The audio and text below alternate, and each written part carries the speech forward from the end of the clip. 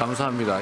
우리 국민의힘 의원들은 반응이 없는데 이러면 좀 쑥스러우니까 야당 의원님들께서도 필요한 예산 항목이 있거나 삭감에 주력하시겠지만 추가할 게 있으시다면 언제든지 의견을 내주시기를 부탁드립니다. 우리 국민의힘 의원님들 어려운 자리 함께해 주신 점에 대해서 진심으로 감사하게 생각합니다.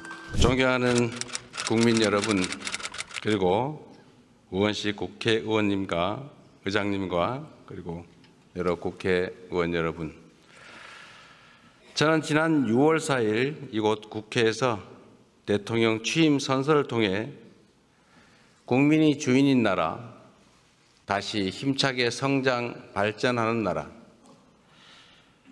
모두 함께 잘 사는 문화가 꽃피는 나라, 그리고 안전하고 평화로운 나라를 만들겠다고 약속드렸습니다. 무너진 경제를 회복하고 민생 경제를 살리는 일은 지금 우리가 해결해야 할 가장 시급한 과제입니다.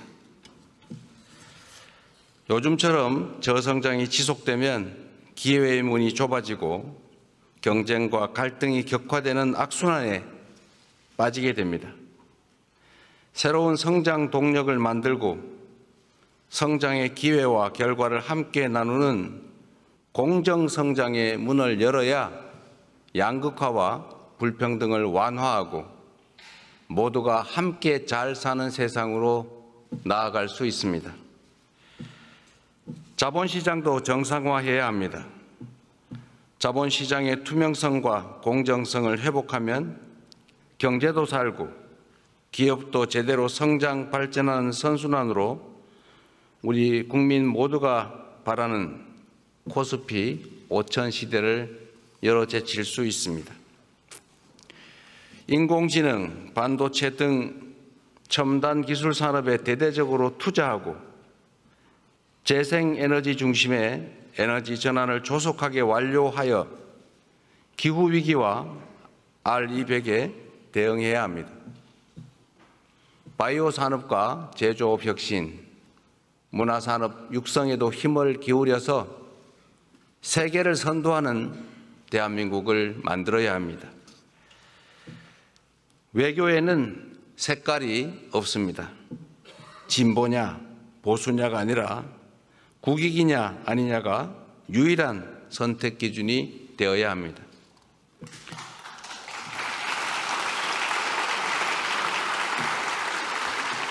감사합니다. 우리 국민의힘 의원들은 반응이 없는데 이러면 좀 쑥스러우니까.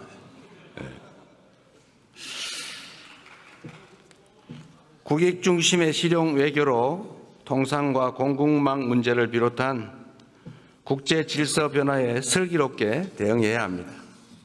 한반도와 한반도의 평화와 안정을 확보하는 일도 더없이 중요한 일입니다.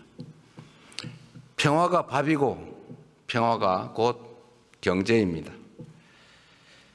평화가 경제 성장을 이끌어내고 경제가 다시 평화를 강화하는 선순환을 통해 국민의 일상이 흔들리지 않는 나라를 꼭 만들겠습니다.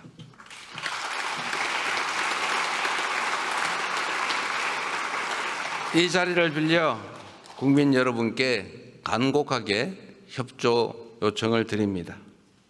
새로운 나라, 진짜 대한민국을 만드는 일은 대통령 혼자 또는 특정한 소수가 할 수 있는 일이 아닙니다. 예측 가능하고 합리적인 사회를 만들기 위해서는 우리 모두가 최소한의 합의를 꼭 지켜야 합니다. 규칙을 어겨서는 이익을 볼 수 없고 규칙을 지켜도 결코 손해보지 않는 그런 공정한 사회를 만드는 일 역시 모두의 협력 없이는 불가능합니다. 공정하게 노력해서 일궈낸 정당한 성공에는 우리 모두가 박수를 보내는 그런 합리적인 사회를 꼭 만들어야겠습니다. 기득권과 특권, 새치기와 편법으로 움직이는 나라가 아니라 공정의 토대 위에 모두가 질서를 지키는 상식적이고 합리적인 사회로 나아가야 하는 것입니다.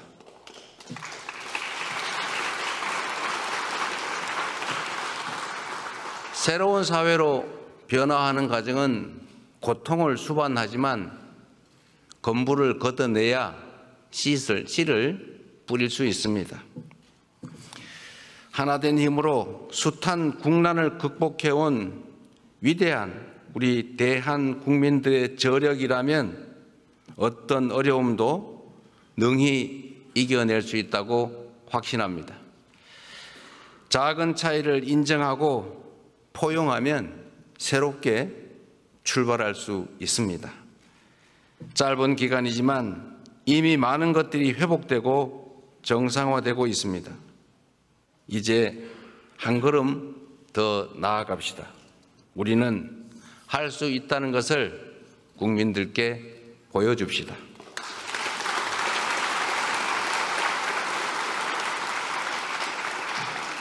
존경하는 국민 여러분, 그리고 더불어민주당, 국민의힘, 조국혁신당을 포함한 국회의원 여러분, 오늘 저는 정부가 추가 경정 예산안을 편성한 이유와 주요 내용을 직접 설명드리고 국회 협조를 구하고자 이 자리에 왔습니다. 인수위원회도 없이 출범한 정부가 시급하게 추가 경정 예산안을 편성한 이유는 우리 경제가 처한 상황이 그만큼 절박하기 때문입니다. 지금 우리 대한민국은 매우 엄중한 시기를 지나고 있습니다. 수출 회복이 더딘 가운데 내수마저 어려움을 겪고 있습니다. 고물가, 고금리, 고환율에 경제 성장률은 4분기 연속 0%대에 머물고 심지어 지난 1분기는 마이너스 성장을 하기도 했습니다. 중산층의 소비 여력은 줄어들고 자영업자들의 빚은 더 이상 감내할 수 없는 수준에 이르고 있습니다. 세부 경제 지표를 살펴보면 민생의 어려움이 더욱 여실히 드러납니다. 올 초까지 소비, 투자 심리 모두 악화 일로입니다. 올해 1분기 정부 소비, 민간 소비, 설비 투자, 건설 투자가 모두 역성장했습니다. 즉 줄어들었다는 뜻입니다. 구직을 단념한 청년들의 숫자는 역대 최고 수준을 기록합니다. 폐업한 자영업자 수도 연간 100만 명입니다. 취약계층의 가계대출 연체율은 또 급등하고 있습니다. 가계만의 문제가 아니라 금융의 취약성까지 드러내고 있습니다. 코로나 팬데믹도 견뎌낸 우리 경제가 지난 3년간 너무 심각한 위기로 빠져들었습니다.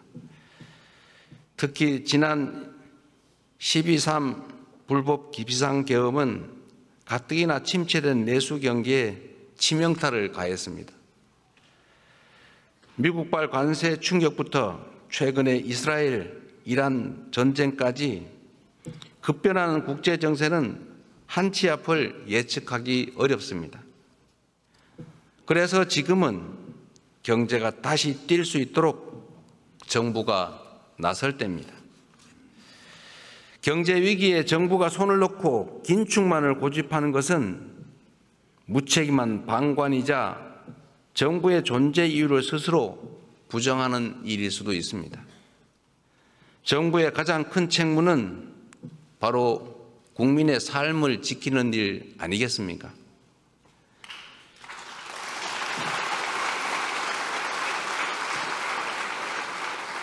국민의 삶을 지키는 정부, 그리고 위기 앞에 실용으로 답하는 정부라야 합니다. 이념과 구호가 아니라 경제와 민생을 살리는 실천이 바로 새 정부가 나아갈 방향입니다.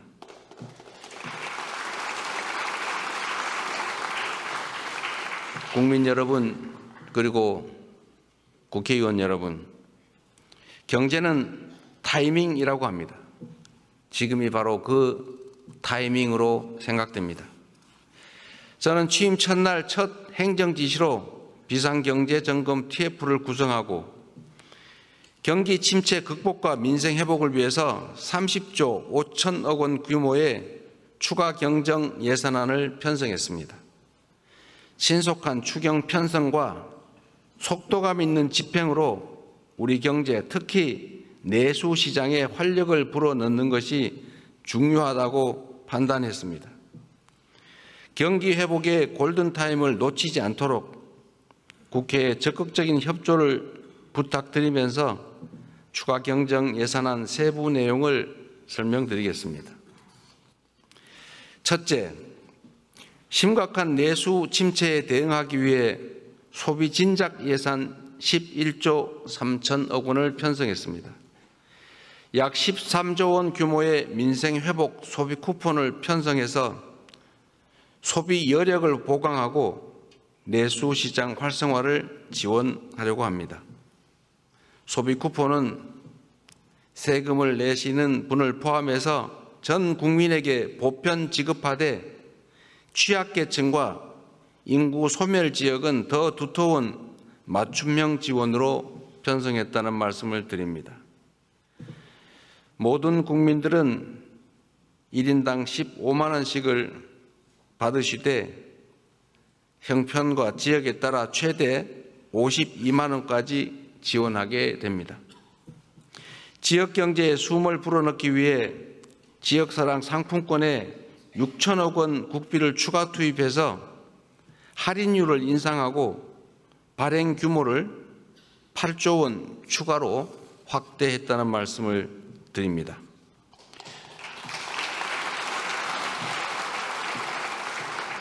소비 쿠폰과 지역사랑 상품권은 지방을 더 지원한다는 새 정부의 철학에 따라 지방에 더 많은 국비를 편성했다는 말씀을 드립니다.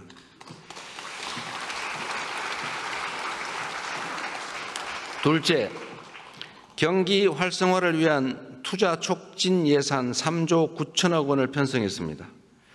철도, 도로, 항만 등 집행 가능한 SOC에 조기 투자하고 침체된 부동산 PF 시장에 총 5조 4천억 원의 유동성을 공급하는 등 건설 경기를 살리기 위한 예산을 담았습니다.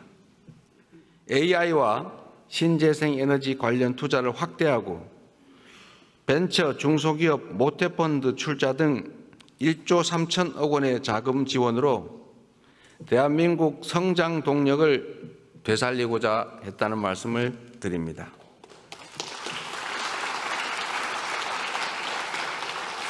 셋째로 소상공인, 취약계층 등을 지원하는 민생안정 예산을 5조 원 담았습니다. 같은 경제 위기 상황이라도 고통의 무게는 같지 않습니다. 코로나 팬데믹 위기부터 12.3 불법 비상계엄까지 극심한 고통을 겪고 계신 소상공인, 자영업자, 취약계층을 위한 특단의 대책이 필요합니다.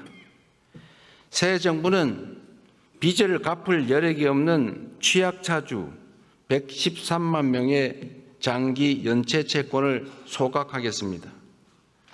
7년 이상 연체된 5천만 원 이하 채무를 정리해서 사실상 파산 상태로 상환 능력을 상실한 분들이 다시 정상적인 경제 활동에 복귀할 수 있는 기회를 부여해 드리려고 합니다.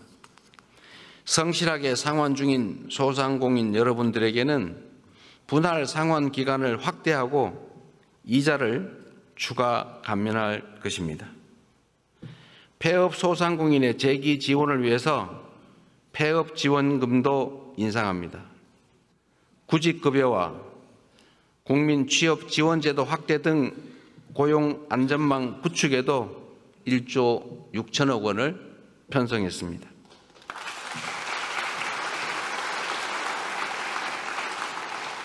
넷째, 10조 3천억 원 규모의 세입 경정을 추진해서 재정 정상화의 시작을 알리겠습니다. 이번 추경안에는 세입 경정을 반영했습니다. 재정 안정성과 국회의 예산 심의 확정권을 존중하기 위한 것이라는 점을 말씀드립니다.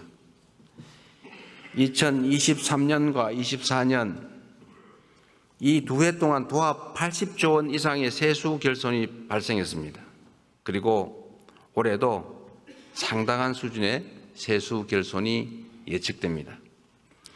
만약 세수 결손을 방치할 경우에 정부는 연말에 예산을 대규모 불용 처리할 수밖에 없게 됩니다. 이렇게 되면 정부가 예산을 계획만큼 지출하지 못할 뿐 아니라 지방재정 지원도 줄어들게 됩니다. 이는 사실상의 긴축재정 운용으로 민생과 경기 회복의 걸림돌이 될 수밖에 없습니다. 새 정부는 변칙과 편법이 아닌 투명하고 책임 있는 재정 정책을 펼치려고 합니다. 추경안에 세입 경정을 반영해서 이미 편성한 예산이라 해도 필요한 사업만을 적재적소에 집행하려 하는 것입니다.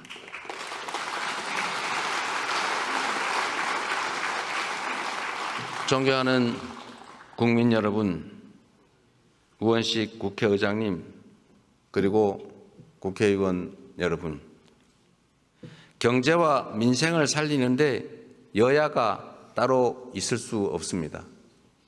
이번 추가 경정 예산안은 경제위기 가뭄 해소를 위한 마중물이자 경제 회복을 위한 최소한의 조치입니다. 정부가 추경안에 담지 못한 내용이 있다면 국회 예산 심의 과정에서 주저하지 마시고 의견을 내주시기 바랍니다. 특히 우리 야당 의원님들께서도 필요한 예산 항목이 있거나 삭감에 주력하시겠지만 추가할 게 있으시다면 언제든지 의견을 내주시기를 부탁드립니다. 다행히 새 정부 출범 이후에 정치적 불확실성이 해소되면서 소비 심리가 많이 개선되고 있습니다. 정부는 앞으로도 든든한 민생의 버팀목이 되도록 노력하겠습니다. 오직 실용정신에 입각하여 국민의 삶을 살피고 경기 회복과 경제 성장의 새 길을 열기 위해 최선을 다하겠습니다. 대한민국 경제의 활력을 되찾고 국민이 행복한 나라를 만드는 데에 국회가 적극 협조해 주시기를 부탁드리면서 우리 국민의힘 의원님들 어려운 자리 함께해 주신 점에 대해서 진심으로 감사하게 생각합니다. 고맙습니다.